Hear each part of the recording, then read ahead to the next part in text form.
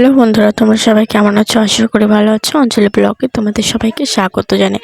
তো আজকে বাবু বলছে যে ডিম টোস্ট কর, আর এটা আমি কখনোই করিনি, পুরো ফার্স্ট টাইম। আর এটা খেয়েছিলাম অনেক ছোট ছিলাম, তখনই খেয়েছিলাম, বা আদার্স খাওয়া হয়নি। তো দেখা যাক কতটুকু পারি। তো অনেক ভুল হয়েছে সেটা আমিও জানি।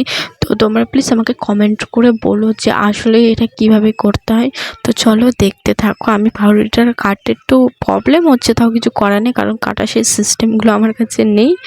তো আমার এরকম করে কাটতে হবে।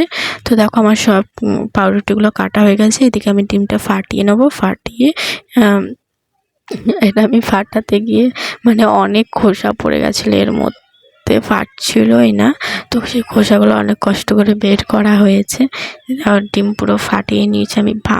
ভালো করে ফাটাতে পারলাম না, খোসাগুলো সবই পড়ে গেল ওর মধ্যে। অনেক কষ্ট করে আমি খোসাগুলো বের করেছিলাম, ছোট ছোট খোসা পড়েছিল আর কি। এদিকে আমি লবণ আর একটু গুঁড়ো ঝাল দিয়ে একটু মিক্স করে নিলাম। এদিকে দেখো একটু তেল দিয়ে নিয়ে একটু নেড়ে নিয়ে তারপরে ডিমটা দিয়ে দিলাম। আর এদিকে একটা ভুল হয়েছিল, কারণ আমি যতদূর আমার মনে আছে যে পাউরুটিগুলো আগে একটু গরম করে নিতে হয়, তাই না? এটা জানি না ঠিক কী, কিন্তু আমার মনে হচ্ছে হ্যাঁ, আগে একটু গরম করে নিতে হয় পাউরুটিগুলো, তারপর ডিমটা দিতে হবে। তো এখানে আমার একটু এই জায়গাটা একটু ভুল হয়েছে। তো এরপরে যে পাউরুটিগুলো আমি ডিম টোস্ট করেছিলাম সেগুলো আমি সবই গরম করেছিলাম।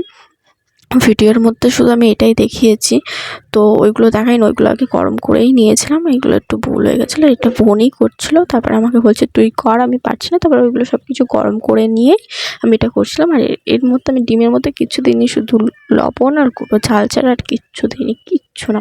শুধু একটা ডিম এই নিয়েই করেছি আমি, এই পুরো সিম্পল। তোমরা যদি আর অন্য রকম কিছু জানো তো সেটা আমাকে কমেন্ট করো, যে এর থেকেও মজাদার কি করলে ডিম টোস্টটা ভালো লাগবে। তো চলো রিভিউটা দিয়ে নিই আমি। তো দেখতে থাকো। একটা পুড়ে গেছে, পুরো সেই পোড়াটাই আমি খাচ্ছি। না, আমার মতে আমি যেটা করেছি সেটা ভালোই লাগছে। তো তোমাদের মতটা তোমরা জানিও।